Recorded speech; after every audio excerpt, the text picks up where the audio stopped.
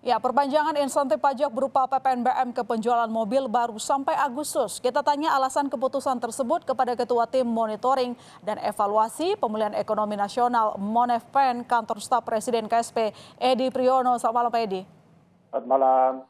Pak Edi, ini gratis pajak beli mobil baru. Sebenarnya apa alasan dibalik keputusan tersebut? Ya seperti yang tadi telah disampaikan oleh Pak Peter tadi ya kalau nggak salah.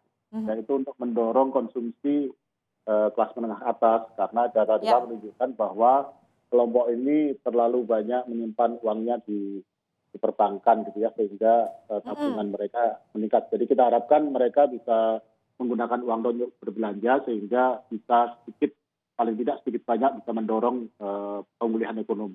Oke, kalau upayanya adalah untuk mendorong konsumsi kelas menengah atas, kita lihat realisasi penjualan wholesale mobil, Pak, itu justru turun di bulan Mei. Apakah ini tandanya insentif yang kita berikan gratis PPNBM ini tidak begitu efektif?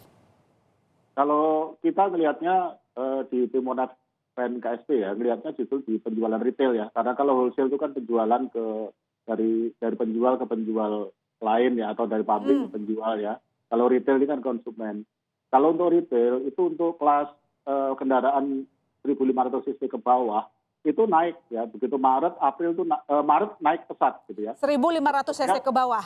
Ya betul. Nah kemudian yang April, Maret ke April memang turun, tetapi turunnya sedikit ya, dalam arti masih lebih tinggi dari sebelum ada kebijakan ini. Jadi kalau menurut kami sih kebijakan ini cukup efektif ya. Cuma saya sepakat dengan yang tadi disampaikan oleh Pak Peter di dalam pengantar ya. Untuk yang 2.500 cc ke atas, artinya untuk mobil yang mewah lah katakanlah gitu, mewah banget gitu ya. Itu memang masih belum terlalu efektif. Tapi kan memang keputusan ada di tangan konsumen ya. Pemerintah kan hanya bisa memberikan sinyal berupa kemudahan atau keringanan PPNBM ini. Oke, kalau melihat realita tersebut, apakah nanti mungkin ada perubahan tertentu di aturan resmi nanti, Pak? Kalau sekarang 2.500 cc itu dengan komponen lokal ya, syaratnya begitu. Apakah nanti ada semacam keringanan gitu untuk memperoleh PPNBM? Kalau untuk sekarang saya kira terlalu mepet ya untuk mengubah kebijakan ya. Jadi ini kebijakan yang diambil sekarang ini adalah memperpanjang dengan skema yang sama sebelumnya sampai dengan bulan Agustus. Ya nanti kita lihat lagi gitu ya apakah kebijakan ini efektif atau tidak, termasuk untuk mendorong yang benar-benar kelas atas katakanlah demikian. Nanti kita evaluasi kalau misalkan masih belum efektif dan anggarannya masih lah, itu juga penting juga itu. Jadi kalau anggaran untuk yang dialokasikan untuk keringanan PPNBM ini masih ada ya tidak.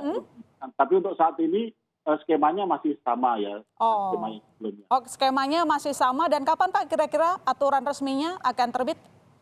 Ya ini diperpanjang saja, jadi tinggal memperpanjang masa berlakunya saja. Gitu. Oh berarti ini tadi saya juga komunikasi dengan Ketua Gaikindo yang mengatakan kita tunggu dulu nih aturan resmi, katanya begitu Pak. Apakah ini artinya seperti pernyataan Anda tadi, ikutin saja peraturan yang lama? Ya secara praktis seperti itu ya. Nanti kita lihat, saya terus terang belum cek ya apakah itu nanti akan dikeluarkan aturan formalnya dalam arti surat dan sebagainya. Tetapi kalau pernyataan Menteri Perindustrian saya kira menunjukkan bahwa yaitu memperpanjang skema yang sudah ada. Memperpanjang yang 100%? Betul, betul. Sampai dengan Agustus 2021. Oke, nah tapi begini Pak, kalau kita lihat ke lapangan itu dealernya banyak yang curhat. Bingung malah katanya, kenapa diumumkan saat pertengahan bulan katanya. Para pabrikan juga udah kerek harga kendaraan mereka itu menyesuaikan penurunan PPNBM 50%. Karena kan sampai Mei ya 100% itu di aturan lama. Terus sebenarnya bagaimana sih komunikasi dari regulator ke pelaku usaha? Kok dealer jadi bingung gitu loh Pak? Ya karena memang evaluasinya ya memang belum lama gitu ya. Jadi saya kira ini sesuatu yang tidak terhindarkan, jadi tidak ada niat untuk bertele-tele dan sebagainya. Jadi memang keputusannya ya baru diambil gitu ya, jadi memang baru disampaikan gitu ya. Saya kira pemerintah sih akan tepat ya, saya kira untuk seperti ini bukan masalah besar ya. Jadi kalau memang kenapa baru disampaikan ya karena memang keputusannya baru diambil.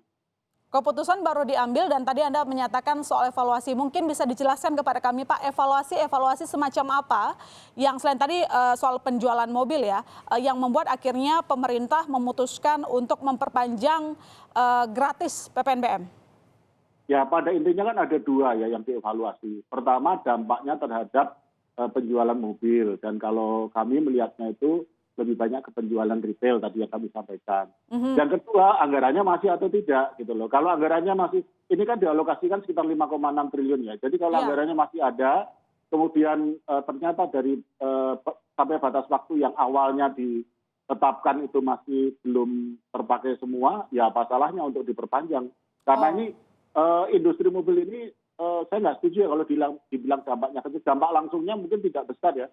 Tapi industri mobil ini kan kaitan ke depan dan ke belakangnya kan cukup besar. Terutama kaitan ke belakang dalam arti industri ban, industri aki, industri lampu dan sebagainya. Jadi dia tidak hanya industri mobil itu ansih, tetapi juga ada kaitannya. Dan ini kan ada jutaan tenaga kerja yang terkait secara langsung maupun tidak langsung gitu, yang akan terkena dampak positif kalau industrinya ini bisa berjalan lagi gitu. Oke, kita menyesuaikan anggaran, sekali lagi ketersediaan kantong negara gitu. Tapi apakah nanti ada upaya semacam mendorong konsumsi kelas menengah atas lagi Pak, yang mungkin lebih efektif, yang tengah digodok sama pemerintah?